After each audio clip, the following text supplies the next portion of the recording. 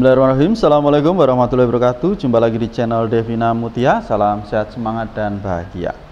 Bagaimana kabar adik-adik sekalian? Tetap semangat ya untuk belajar. Dan pada kesempatan kali ini akan kita lanjutkan bahasan soal-soal dari buku ISPS atau Erlangga Straight Point Series untuk SD atau MI kelas 5 pelajaran matematika ya. Buku ini sendiri diterbitkan oleh Erlangga dan dikarang oleh Gunanto dan Desi Adalia.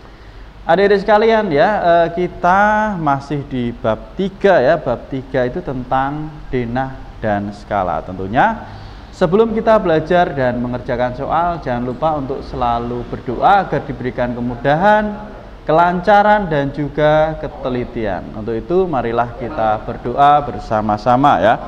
Berdoa dipersilahkan.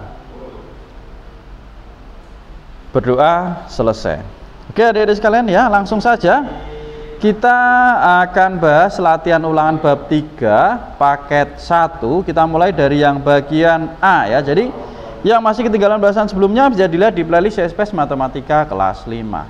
Oke.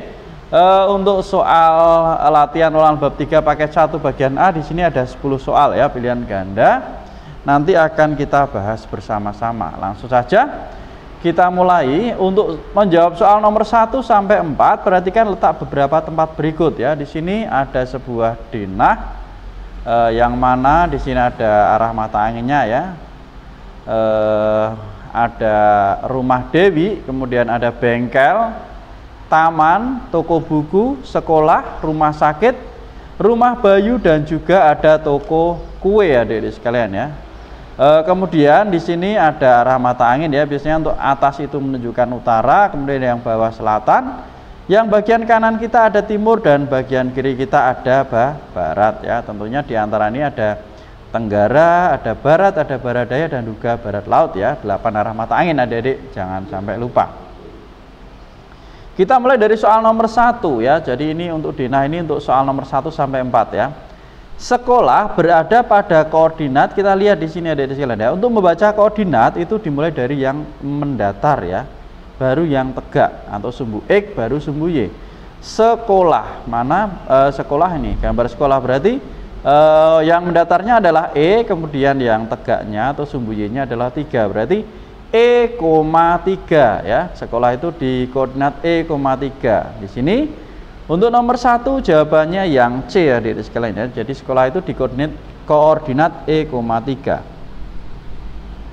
Kita lanjut ke soal berikutnya nomor 2. Tempat yang berada pada koordinat H, 5 adalah, kita lihat ya, koordinat H, 5. Di sini H, kemudian 5-nya di sini. Nah, berarti di sini letaknya. Nah, ternyata jawabannya yaitu taman ya. Maka untuk nomor 2 jawabannya adalah taman ya. Jawabannya D ya adik-adik sekalian ya. Kemudian kalau kayak toko kue, rumah sakit, toko buku, kita lihat ya. Saya kasih contoh lagi satu, rumah sakit. Rumah sakit itu koordinatnya di mana? Nah, ini rumah sakit di sini. Koordinat rumah sakit berarti B, 2 ya. Jadi yang sumbu X baru sumbu Y-nya. Kemudian nomor 3, toko buku berada di arah titik-titik dari bengkel. Nah, ini arah mata angin ya, kita gunakan. Sekarang posisi kita berada di bengkel adik-adik sekalian ya. Kita melihat toko buku. Toko bukunya di mana? Toko bukunya ada di, nah ini sebelah kanannya, berarti arah mata angin. Nah, kalau bengkel di sini ke sini berarti ke timur. Berarti toko buku berada di sebelah timur bengkel. Ya, jawabannya nomor 3 yaitu A, timur. Lanjut ke soal nomor 4. Tempat berikut yang tidak berada di sebelah tenggara bengkel adalah, nah kita lihat bengkel.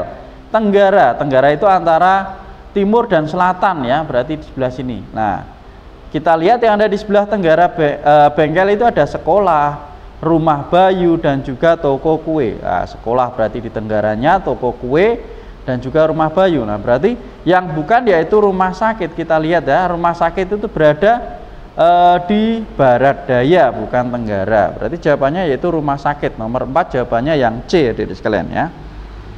Kita lanjut ke soal nomor 5. Berarti sudah tidak ada kaitannya dengan gambar di atas tadi ya. Perhatikan bidang koordinat berikut. Nah, ini ada sumbu X dan sumbu Y. Koordinat titik C dan D berturut-turut adalah, nah untuk membaca koordinat sekali lagi ya, yang dibaca itu sumbu X terlebih dahulu baru sumbu Y. titik C di sini sumbu X-nya berarti negatif 2, sumbu Y-nya negatif 2. Titik C berarti negatif 2, negatif 2. Nah, A sama B ya, betul. Kemudian titik D sekarang, sumbu X-nya 2, sumbu Y-nya negatif 2. Berarti negatif 2, negatif 2 untuk C-nya, kemudian D-nya 2, negatif 2. Maka jawaban yang paling tepat adalah yang B ya untuk nomor 5. Kita lanjut ke soal nomor 6 ya. Saya lipat terlebih dahulu adik-adik sekalian. Ya. Untuk soal nomor 6 ya. Ya, kita posisikan biar lebih enak ya. Jadi jarak dari kota P ke kota Q adalah 675 km ya. Berarti ini jarak sebenarnya. Biasanya saya singkat JS ya, biar tidak terlalu panjang. Kemudian jarak dari kota P ke kota Q pada peta yang berskala 1/5 juta adalah, nah yang ditanyakan berarti jarak pada peta yang diketahui jarak sebenarnya dan juga skalanya. Nanti jarak sebenarnya kita ubah ke dalam satuan cm ya untuk mempermudah dalam perhitungan. Oke, untuk nomor 6 di sini sudah saya tuliskan adik-adik sekalian ya. Jadi JS atau jarak sebenarnya itu tadi 675 km. Kita ubah ke dalam cm berarti kita kalikan dengan 100.000 ya, karena dari kilometer ke sentimeter itu turun 5 ya, turun 5 karena setiap turun itu kali 10. Kalau turun 5 berarti kalikan 100.000 ya. Hasilnya yaitu 67.500.000 cm. Kemudian skalanya itu 1/5 juta. Ditanyakan jarak pada peta. Nah, jarak pada peta atau JP sama dengan S kalikan JS. Jadi skala dikalikan jarak sebenarnya ya. Ini saya buat segitiga biar lebih mudah untuk menghafal ya. Ini sudah saya jelaskan berulang-ulang ya.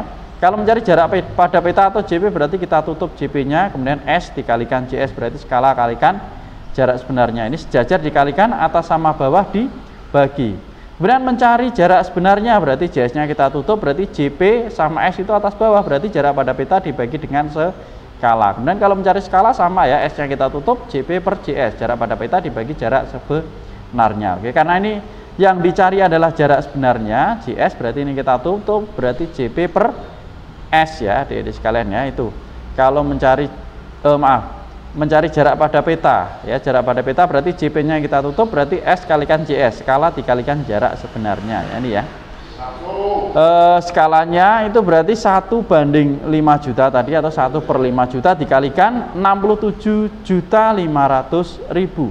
Ini bisa kita sederhanakan, kita coret nolnya 3, kita coret lagi 2 ya, berarti tinggal 675 per 50 ya. 675 dibagi 50 hasilnya adalah 13,5 cm ya. Jadi jarak pada peta itu jawabannya 13,5 cm. Nomor 6 kita lihat 13,5 apakah ada ya. Jawabannya yang C ya adik-adik sekalian ya. Jadi jarak kota P ke kota Q pada peta itu 13,5 cm.